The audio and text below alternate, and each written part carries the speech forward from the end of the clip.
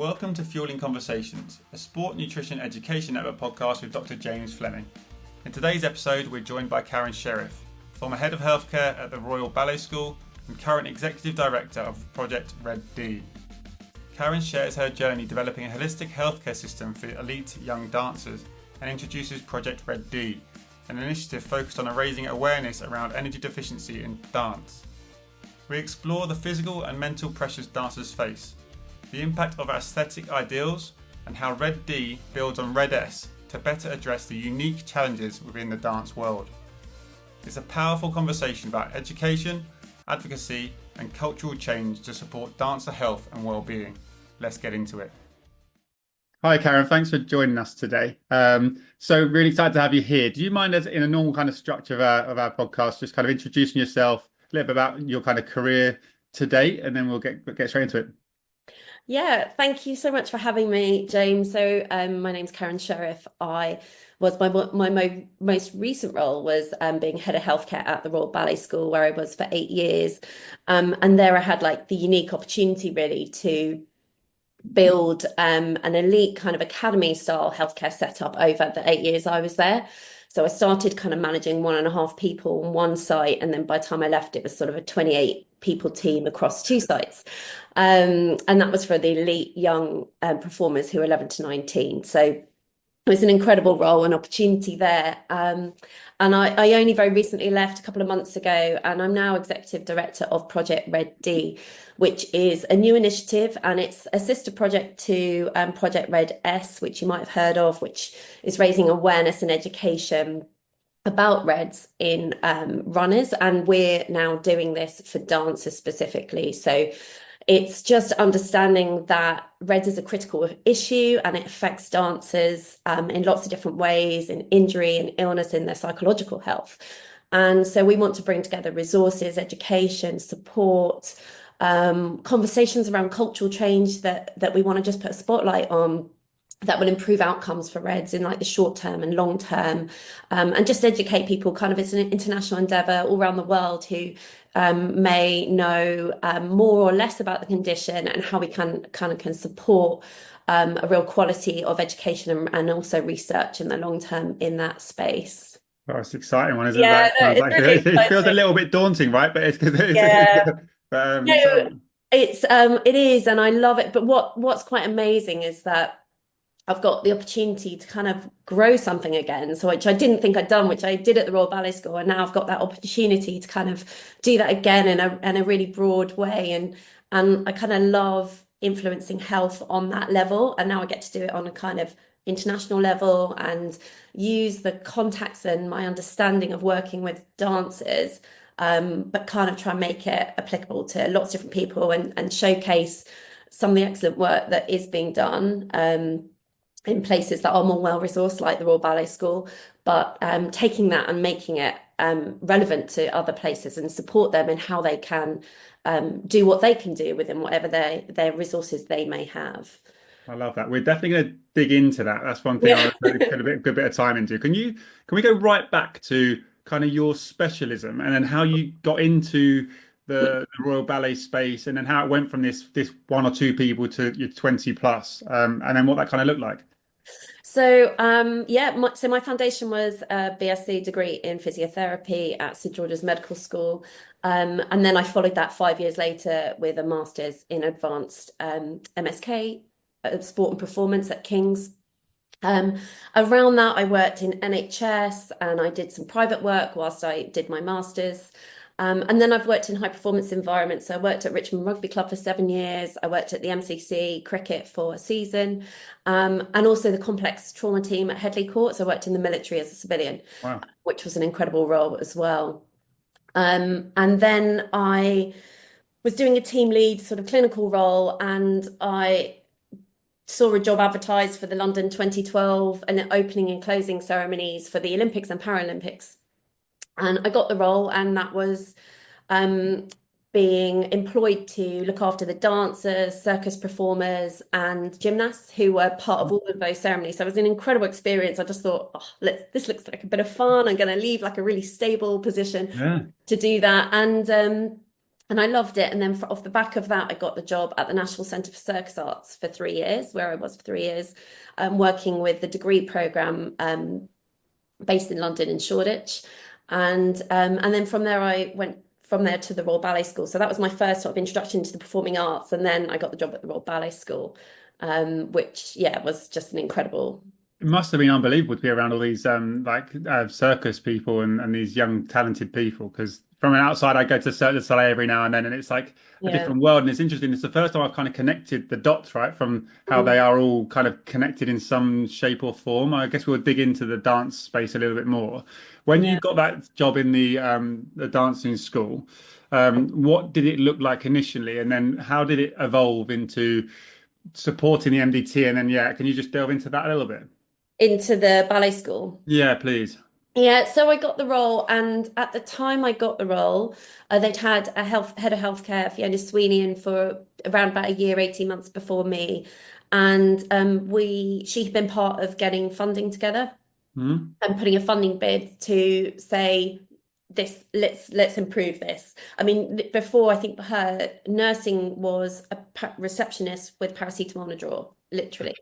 So, they had a long way to go, and it was some incredible donors and visionaries, really, who looked at the healthcare space at the Royal Opera House and other companies that were starting to get that and thinking, hang on a minute, if they have that, why don't our young people, 90%, 99%, I think, of the dancers at the Royal Ballet Company come from the school, but they don't have access to this.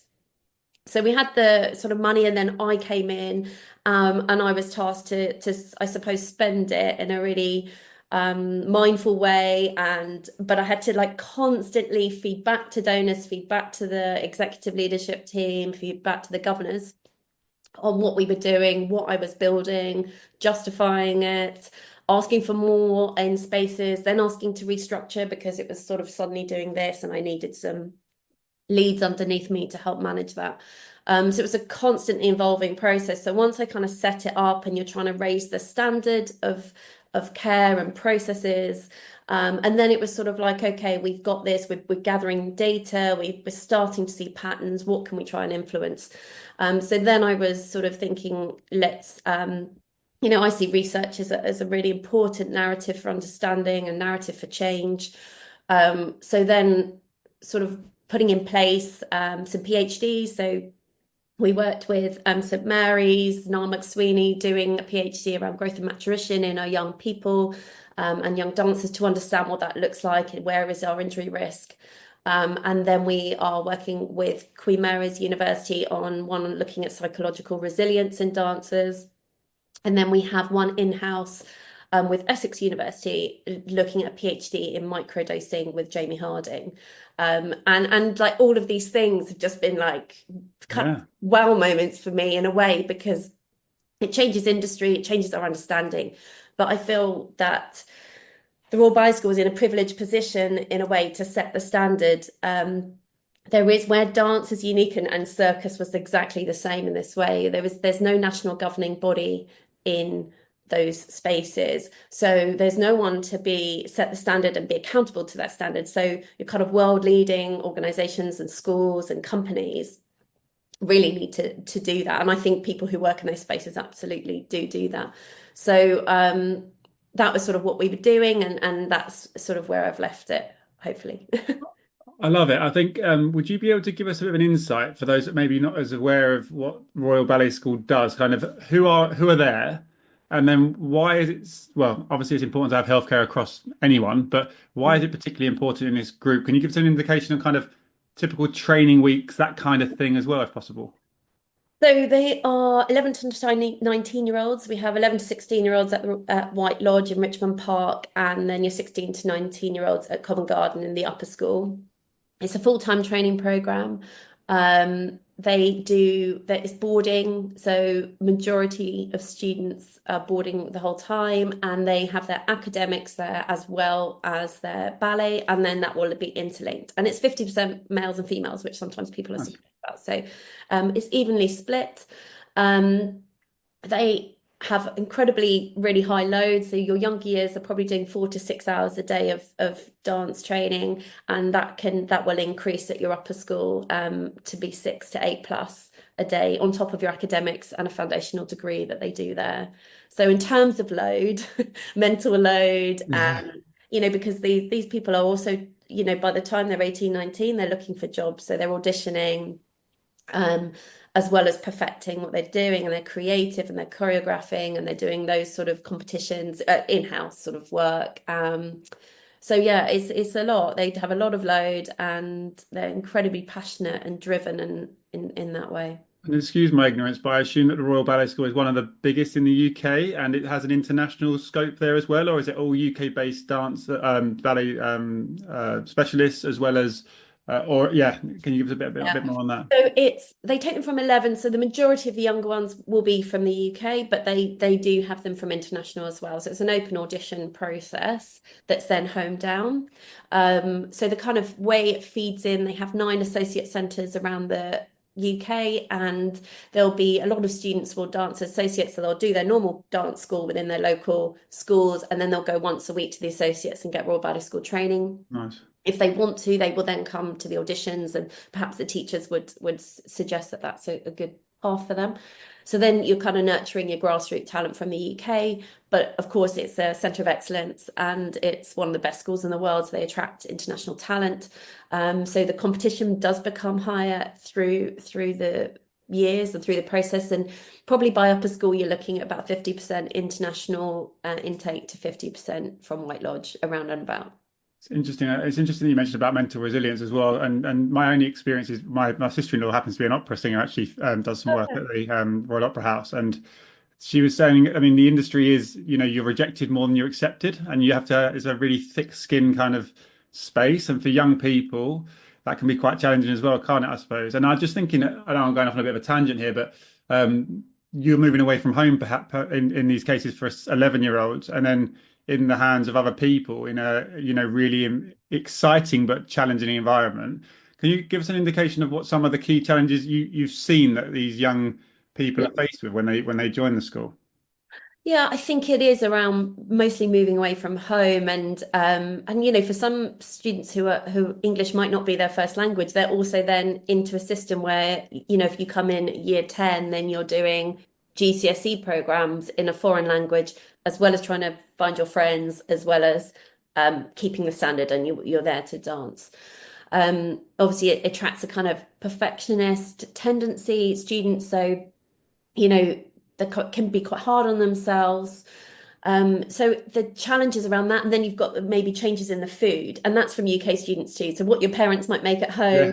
might not be what the boarding school provides, but you just need to eat anyway. And so it's really all of those things. And then there's teenagers, right? They're growing up, they're growing and maturing and navigating everything that comes with adolescence and puberty alongside it. So it's a big ask, and I think there isn't many sports where you're fully immersed and you kind of choose your career at 11.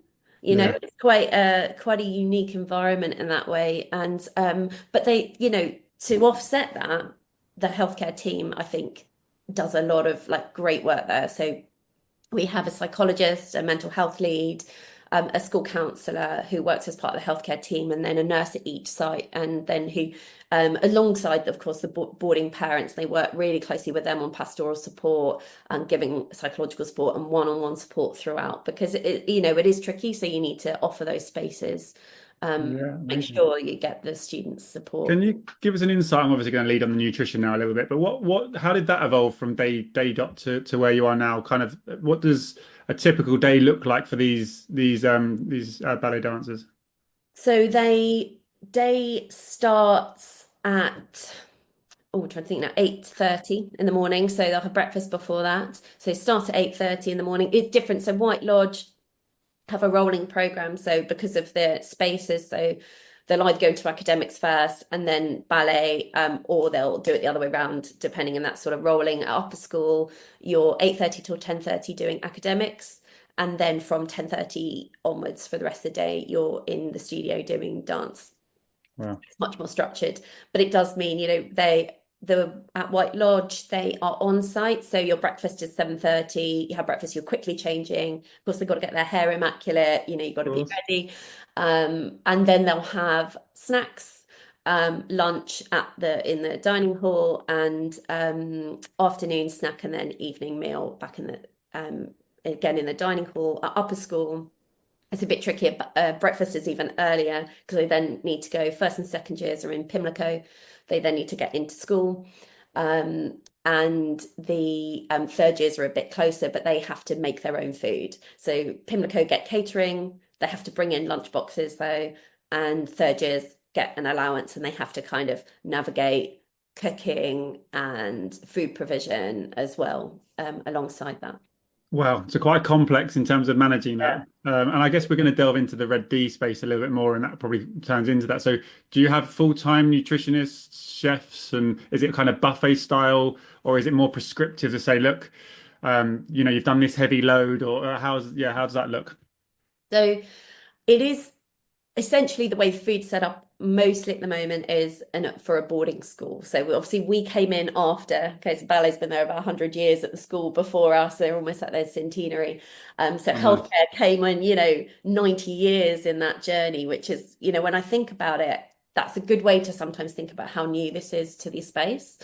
But so the catering setup is an independent catering company that the school brought in. However, we have a performance nutritionist, Lou Garb, who works really closely with them on meal planning and menu planning, and that's really evolved and that's really made a huge difference. We'd love to see the dining room probably redesigned and reimagined, and that's like the next goal for the next head of healthcare to take on, and I'm absolutely sure it will get there. So we have Lou, the performance nutritionist, actually from UKSI. So Lou's been with us for years, but that is the only subcontracted role we have. And she is 1 day a week at each site, and that will include one-to-ones. She does education, so through year 7 through to the 18-year-olds and on the degree program, and then group classes ad hoc as well, and then cooking classes at times as well. Perfect. No, it's a really nice indication. I was just thinking people might think I'm just pulling people from St Mary's because Lou used to go to St Mary's too, but honestly, it just Oh, happens to be it happens to be a coincidence, honestly. So, I think it'd be nice to move towards where we're going, where you are now. So, can you illustrate for those that might not know what Red S is and then what Red D is a little bit? Like, I don't expect a Yeah. complete clinical breakdown, and then we'll talk about why it's relevant to this population. So reds is when you're not fueling enough for your daily output. So what you're putting in doesn't kind of support what's going out. And so the first things that will go are your other systems will then be suppressed. So what we know is it can influence your hormonal system, your bony turnover, your mental health, your sleep, your mood, and also just your motivation and your passion for something. And jumping forward, I guess, to sort of working with dancers now and building some ambassadors for my project. I'm speaking to a lot of dancers, current dancers and ex-dancers, ex-professional dancers, and they speak of this losing the love of their sport and of their dance. And that's actually really sad, and it affects people quite a lot when they talk about it. So we know that not fueling enough, that you can do your activity because that's how we're set up. We're set up like to be able to run away from animals years ago, and that's really important in terms of survival. But actually, it becomes maladaptive when you are able to do that, but everything else is slowly shutting down. So when we can have transient low energy availability, and we're able to kind of support that and deal with that and then come back again. But when it becomes a sort of downward spiral, and the reasons are kind of complex for that. So, the psychological aspect might be the cause of why someone goes into low energy available, but it might be the consequence.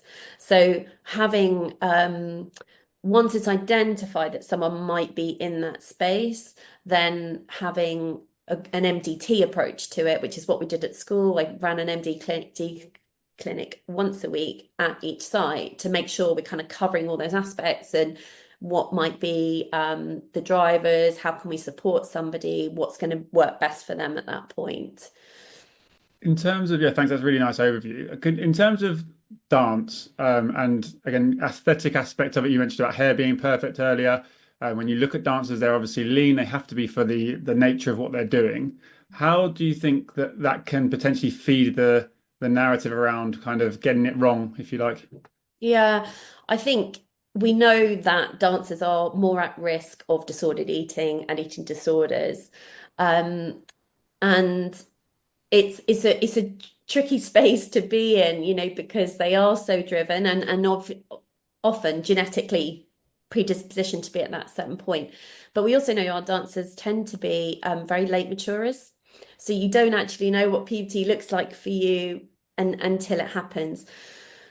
Where we're going as an industry is really understanding what's the dancer and the artist, and the body can create what it can create, but you need the energy to sustain that. And health, and the project comes to this point that health is non-negotiable in the pursuit of dance and excellence. And there is a real duty of care for schools, for companies, for dance studios out to sort of recognize that and keep that in the forefront. Parents as well. That shouldn't be the cost. And I do believe you can get it right. I think you can get the balance right. They're expending so much energy. They do tend to be lean. But they need to be strong and they need to be healthy. And we don't want, the bony stress injuries. We don't want those things because you're more likely to get them in future, and they can be hugely compromising in terms of your time out of training, your access to the studio, affect you psychologically. And if that becomes repeated, that is very, very difficult for individuals. And how do we manage the that space? Because obviously Red S has blown up for the last maybe five Yeah. years, and there's people that are managing it appropriately, and then there's some people kind of diagnosing people as a condition, and there's lots of stigma associated around it. In your experience, and I'm sure this has evolved, and I'm sure this is part of your Red D project, but how do you go around um, communicating with an athlete that you've got concerns perhaps, and then doing that in a way that doesn't almost make them feel worse, because ultimately sometimes the symptoms associated with this could be, limiting to their performance capabilities or whether they can train and all those other things that are have a myriad of psychological considerations too, not training, not happy, not around the people they want to be, and then, things can spiral from there. So that's a good question. So when you what we think is when you have poor understanding of any condition, there's poor management, right? So I guess the idea of Project Red D will be to improve the understanding so management can improve because that's where it fundamentally goes wrong. When you can, I think so. What we would do at the school is, for example, they will have education on REDS, fuel, nutrition, fueling as part of the degree and then also at White Lodge. So they kind of understand it. Hopefully they've heard the term. We did an awareness week in November where we did a series of events, Nice. some YouTube videos and parent events as well to sort of really bring the message in, get them to ask any questions. And it was really good. It was really understanding. So hopefully they'd have heard of it before. I think communication is really good. So if you're working within a high performance team, you're regularly communicating with your coaches. We had a weekly meeting with the artistic healthcare team, where we just go through where people are at with injury, illnesses, that sort of thing. But equally, if there was any concerns from the coaches, they would raise it in that meeting. We would then take it and decide. We might have had concerns, we may not have had concerns, and we then decide how do we address it. So we had to speak about it in our REDS meeting, and it might be that the nurse addresses it initially, or we just get to check in, or it might be the nutritionist has a review with them and we say, can we just check in? The other thing we did, which I think was really important given we were a boarding school, and given the pressures and the known risks of that environment, is we do termly profiling. So termly profiling will include strength profiling, some specific kind of MSK range work and dancer specific tests, screening tests, but also height and weight. And check in with hormonal profile and menstrual cycles for the females. So when you have your baselines, you can know, and it's much easier to have that conversation that you're slipping off, or we've noticed this, and there might be a really good explanation and oh, I've been doing this, plus I've been working at the company, plus I've been practicing for my choreographic piece. And then we say, okay, that's great. Like, let's just check in with Lou, make sure you've got enough snacks, you're fueling enough. Maybe we can give you supplements to support that slight drop in your weight or your growth. So that was really helpful. And it might be, or if it's more severe, we have the charts, we feed all the information, we use the Teamworks database, and you can visualize the data. So if someone's really dropping off their growth charts, it's a really good place to have that conversation, and we can show them why we would be worried, and why, in the more difficult situations when you might have to reduce their load, so reduce their dance to support a weight gain or to support a hormonal improvement to bring back their periods or things like something like that. So I think that is always useful. And if you're working in a space where you're not doing that profiling yourself, asking parents for their growth charts. That's what, we're asking parents to come in with them now, because we just want to track your normal. And I think normalizing that as part of screening has been, really revolutionary in the way we manage REDs at the school. Thanks so much for sharing. I think it's super powerful. And I think obviously everyone would love to be in a similar situation, right? But it seems to me that almost what you've managed to create when you were there was, PhDs that fed the system. So then it enables you to get more objective data that's personalized to the group. And then if I'm an athlete and I'm seeing all this objective data, then you've got that, you can't really fight against that too much. But then also what's really nice is then you've got the context piece, right? So like you said, oh, how are you feeling? Why is this happening? So you're not just going, the bloods say this, therefore you've got this, or Yeah. and I think that's always going to be needed, right? You need that objective aspect, but also the contextual element, and then from all parties. And something that I've just picked up on the way, which I think is great, is coaches' involvement. Sometimes coaches are so busy, and coaches are brilliant coaches. And I'm not hammering coaches in any way here. They're paid to coach. They're sometimes world leading, and yet they might not have the capacity or time to really engage in it. So having them involved in that MDT is super powerful, and something that I think some sports, and in my experience, don't always have, because sometimes the coaches are the ones that have the biggest pull, right? In terms of yeah.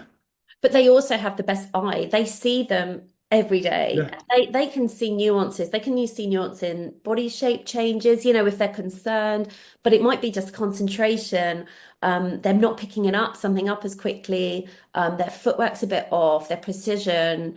And there might be a range of reasons for that, which is why they take it to the healthcare team. They're not going to have those conversations directly, but raising concerns becomes much more normal. We can deal with things like early intervention is always best, right? Yeah.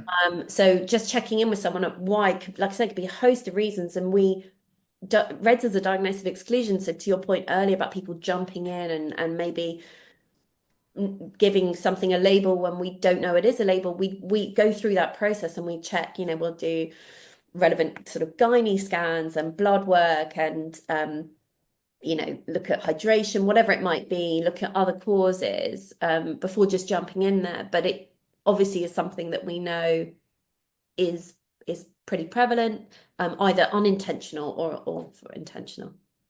I'm just thinking, how about the kind of the red S and the red D space?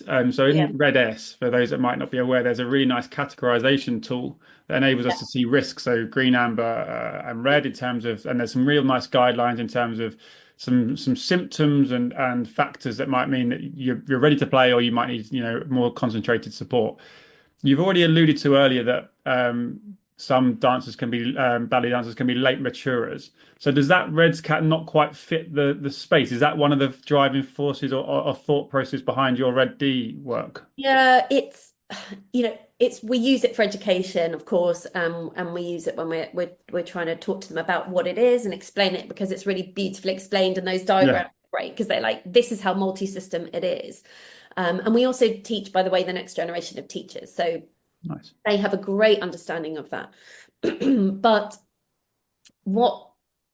because they are different, and obviously they aren't necessarily for the under 18s as well. That tool wasn't necessarily designed for that. So we do find, when we look at use their broad tool, a lot of our students will come out positive. So we did a bit of a test going, and it's like, okay, the entire school is coming out. So is that true, or is the tool probably not sensitive enough for our cohort? Mhm. And we're probably in that it's not sensitive enough for our cohort space. Because we obviously have a range of ethnicities as well. So we have to have a more individual approach to reds in dance and in our environment. So I think that is where we kind of come in. But the way I explain it is the condition is the same, right? The condition is reds. But red D alludes to the kind of nuances around dance and the education and specificity of what we're delivering and what we're explaining, and how that might feel will be different probably to your athlete, and the kind of training loads and the training volumes and the expectations. So it's kind of what Project Red D will do is tailoring that all with that in mind and knowing that. And I'm going to be doing some workshops with some schools in Europe and looking at their setup and their environment and trying to find like how can we improve this just in small ways, sometimes allow for rest or recovery for fueling, and improve the understanding around it. Can you talk us through a little bit about you mentioned it earlier about the Red D kind of aims and scope. The scope is obviously huge, and this is Yeah. it's really exciting. But I guess from you being one of the leaders of the project, how are you refining that? Because it Yeah. feels like, to change, ultimately try and change culture is, I assume, one of the things that's going to happen as a result of all the underlying bits. Yeah. But yeah, how are you going about this? How is the approach of making an impact, and what steps are you taking? So, I thought about this actually in terms of how I reflecting on my time at the ballet school, and there's that saying that overnight success is years in the making. And I definitely think that was what sort of was the case in my 8 years at the school. Where I left it was just unrecognizable, but that took a long time and a lot of energy and a lot of conversations, and a lot of work. And I think it's the same. It's not a problem that's gonna go away quickly. I sort of liken it to the concussion in sport. But what rugby have done with concussion is improve understanding and prevalence data and resources and risk posters. And if you understand the risk of your environment and your sport, people don't stop doing it, but they understand and mitigate against it. So, we want to create healthier dancers and stronger performers. Okay, so understanding that energy balance, getting stories that will help people connect. So that's why I'm not the lived experience, and I kind of understand that, but I want to connect and people and have ambassadors for the project who are that lived experience that might speak to that. Somebody might say, "Oh, I understand. That is how I felt. I did lose my love of dance actually." And although I did it, the way I was recovering, I felt awful the next day, and that slippery slope. So to try and bring those stories to help people sort of understand the energy balance, how it feels different when you just tip into the balance, what changes. And I think the science is brilliant and great. And as sort of healthcare providers, we always say, "Oh, what's the latest research?" But, somebody said to me, they don't read that. Your dancers won't read that. So how am I going to get the message across in a much more meaningful way? And that's what's quite exciting about it, actually. So I'm working with like an animation artist, and we're Oh, trying to cool. create something short and impactful, and also some filmmakers. So I'm going to be putting together some film, to look at sort of triggers, because changing culture. So sometimes again it's unintentional, right? Your coaches, the language that might have used, the words that might trigger someone can be really unintentional, but bringing that to the forefront of consciousness. And like I say, some schools will be far more aware and sort of educated around that than others. So looking at sort of creating impact videos of sort of trigger words that I can take to workshops and think about language and language in the studio, parents, what's your role? So it's not going to happen overnight, but I've got a plan to sort of Yeah. look at that as a sort of a stepped process, looking at safer training cultures. We want to dispel harmful myths, like thinner is better. Thinner means you get chosen. Like, let's unpick that. Let's hear from other stories. Let's talk to choreographers and directors, and create environments where dancers don't feel that's the case, or they feel there's real change in that space. And then we're looking at sustainable careers. We want well-being to be the priority. We want them to love dance for as long as possible and have access to dance for as long as possible without injuries and illnesses sort of really hampering that passion and joy that they have. So I think it's not going to happen overnight, but I think it does start with kind of spreading a really positive message. I'm not looking to call out the industry to sort of be negative. It's absolutely the opposite, is to support the industry and to support change, but in a slow and meaningful way. And then on an individual level, we can support dancers, we can direct them to specialists that we know work in that space if they don't work, if they're not within an area that has a healthcare team, which most dancers won't. Or in terms of healthcare providers or schools, then we will provide support for them as well, at free cost as well. So It's just amazing. Like, I'm just getting kind of like, it's so cool to think like how you've gone, like, and I love these analogies. You said overnight success is years in the making, and you've shown us that sort of story, and how your career has now given you an opportunity to really have like huge impact on a global scale. And I love the idea of the animation stuff because I mean, I'm a kind of early career researcher, I suppose, and I always think, oh, I'm kind of a hybrid between kind of academic practitioner, and I do think that academia is a bit stuck sometimes, and you think, okay, this is really nicely written for another academic to read, or it's stuck in a journal that costs money to access. And sometimes I feel like when people are doing these stipends of paying people 25 grand, some of that should go towards actually how we're going to disseminate this information to the people that yeah, really matter.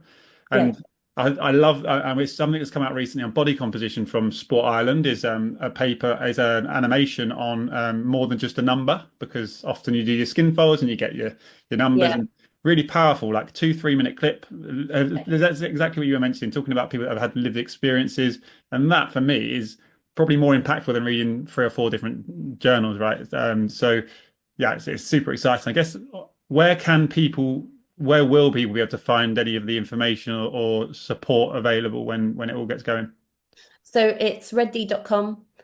So that's the website address will be redD.com. And if anyone wants to email, we have an email address set up, info@redD.com. So people can ask for information if they want support, if they want to support as an ambassador or as a healthcare practitioner, a nutritionist that's interested in working in their space. There's such an incredible space and opportunity to work with performing artists and dancers generally as well. It's a really exciting area because it's so new relative to Yeah, kind of healthcare and high performance, or thinking of themselves as high performing environments. They always have been high performing environments. So yeah, they're the places to connect. Or if you work more with athletes, then look at redes.com and contact redes.com, info@redes.com through there. amazing. I'll make sure that goes on the thumbnail. Just a few last few bits before I let you have your day off. Not that you've got a day off, but Oh, I you're haven't got a away from day. me. How's your day off? It's actually Thursday. Um, That would be nice. so for those people, I'm just thinking about, the recreational dancer. So, my wife used to do it, and she'd be maybe training 3-4 hours a week, still competing, loving it, and some of these maybe stigmas or associations can sometimes drip in. How can I guess one, will your project kind of go as low as these kind of local dancing schools? And how can those that might be in those spaces, so whether you've got siblings or you're doing it or you're a coach or you're a potential nutritionist, if there is scope for that, how can they go around making sure they kind of optimize, I suppose? So this is the project, just to be clear, is from grassroots through to the professional stage. So it's quite a big scope for Yeah. but it's really, really important that they don't get here without being here, right? So what does that look like and how's that understanding? So but also these people are role models. So it's sort of a top down and bottom up approach. So that's the approach I'm taking. You can't kind of do one without the other. But in terms of the grassroots, there will be information targeted or designed for people who do recreationally, because so many people fall into unintentional reds, like you say, oh, only 4 hours a week of training, but what else are you doing Yes, on top of exactly. that? Exactly. And that happens all the time with children as well. Mhm. My children are the same, do a lot of sport. So what is sort of what should you be looking at? And it's understanding and putting out there the signs and symptoms. So if people go, oh gosh, I'm feeling like this, or oh right, that might be why. And also when people feel differently, my experience is they feel so much better. They do train better. They the sort of changes are quite remarkable. So I think a lot of people have unintentional and low energy availability, transient or short term, and it may or may not go into a long term problem. So I think the idea in the end will be that I will send out information packs to dance schools throughout the US. I'm talking dance studios, like small, your local things, and the same in the UK, and sort of work with them to sort of say, what would you like me to provide for you? I'm not doing this for Yeah. me. So Yeah. what would be helpful for you? So the idea is to be using platforms, using connections that I have, and organizations. I'll be connecting with places like One Dance UK, Adams, to sort of help spread information, and also to receive what would you like, and I can try and help provide some digital kind of resources for dance schools to be aware of. It's super cool, isn't it? It's super cool. I just think that it's like you say, you're almost kind of full circle in what you've picked up at Yeah. the ballet school to now. For those kind of aspiring professionals, whether that is in healthcare in any aspect, can you just give us a bit of advice, maybe in terms of what you did and what you think just retrospectively? Because obviously, when I ask people to do these podcasts, you kind of always do look back. What do you think some of your best decisions were in terms of that made you get to where you are, or was there anything along the way that was like a real pinch point moment that had a big impact? I think probably what I did was be quite brave sometimes, and leave roles I really did love, and I love the people I work with, but I just thought, oh, that looks interesting, or for example, when I did the season at MCC, I loved it, but we planned to go traveling, and I'd done my master's, and I was sort of thinking, if I don't do that, then when am I going to do it? And so that carried on, and then I got literally the day I landed, I'd applied for a job. Um, just before at Headley Court, and I had an email to say, yeah, that's, you can come in. So, and I absolutely loved that job. There were, for lots of reasons, it was a brilliant first experience that I had of a centre of excellence and team working, um and just working with incredibly driven individuals. So it was really powerful. So I think sometimes be brave with work choices, take risks sometimes, know that change takes time. Again, like nothing changes until it does. So, sometimes you work in an environment, you feel like you're pushing water uphill and you're pushing water up, but then suddenly something changes, and a small change can make a huge difference. Um, I think don't be too hard on yourself. I'd say, I would, genuinely, I would have described myself as a distinctly average student, undergrad student. Um, but I didn't have any confidence, but I love, I thought I loved physio, and I grew. So I think don't be hard on yourself. You're not going to get every job you go for, um, but that's okay.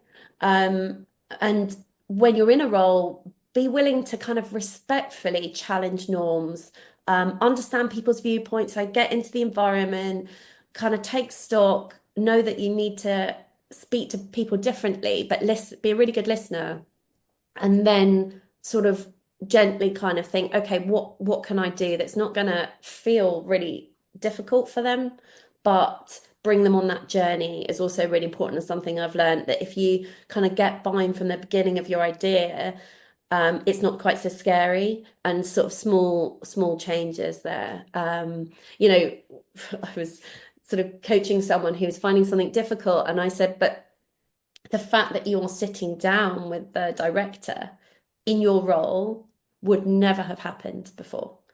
Um, so that in itself is a win. So the fact that perhaps not everything you're asking for is not happening, the fact that you're in a room and you have that space, is the MDTs, the way they kind of evolve throughout my time, allows for change to happen, you know.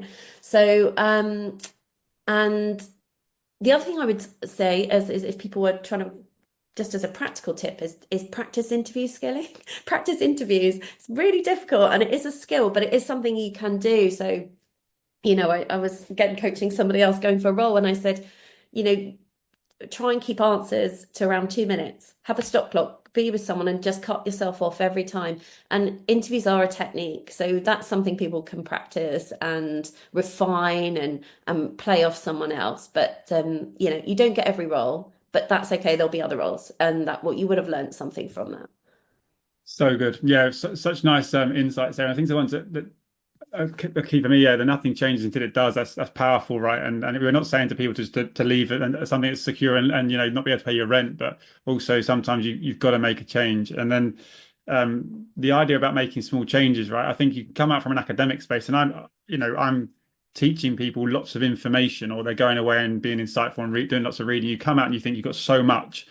And then sometimes it's like a dump. You feel like you want to dump it on people because you know it all, when actually that can be probably the last thing that they want, and actually is probably not having any impact. So that skill to be able to have the confidence to say less is more here, and understanding that I've been overwhelmed in environments with around doctors and people that I've probably put on a pedestal a bit, and it's until you realize you're in the same space, like you say, you're in a room where we all want to share best practice. We're all here for the same ultimate goal, and that's a great place to be. And it sounds like you've really kind of curated that in your roles. So although you are again a little hard on yourself, maybe there around kind of being an average academic, what comes through really well, Karen, is that you're clearly very good with putting people in the right place and asking the right questions and navigating that. And that is yeah, huge credit to, I mean, where you've been and where you're going to go. So excited to see what happens next. And I just finish off with something a little bit silly, which is like a would you rather question.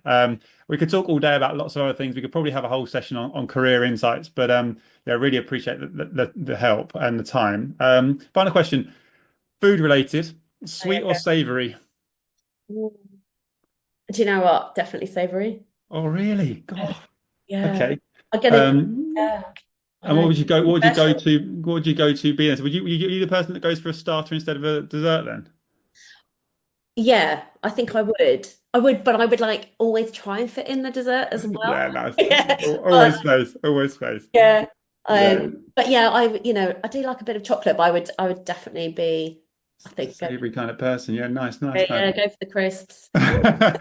Well, thanks so much, Karen, for your time. I mean, absolutely loaded with nuggets for everyone to listen to, and yeah, really appreciate kind of you going through this in a space that I'm, not particularly aware of. In fact, we had some students in the space, and what is super exciting is this Red D project, and also the approach that probably it can be translated across multiple sports if we look at kind of what you're trying to do and some of the best practice models. And I think it's powerful, particularly with the noise around Red S at the moment, and we want to try and optimize best practice and essentially healthcare and starting from the roots up, and I think that's come through really well. So yeah, I really appreciate your time, and yeah, I'm Yeah, sure everyone will love this. well, good healthcare costs money, and sometimes you have to be not apologetic about that and sort of say, we need investment into spaces, but the output will be so much better. I mean, these dancers, for example, you look after them here, they're your future donors, they're your future audience members. They're feeding the system, and it's the same. We don't want people to be broken by the system unintentionally. We want people to just come through and thrive and love it. And yeah, that's the aim. That's the No, aim. lovely. Yeah, Um, thank you so much. It's been great, and we'll speak again soon. yeah, thank you so much.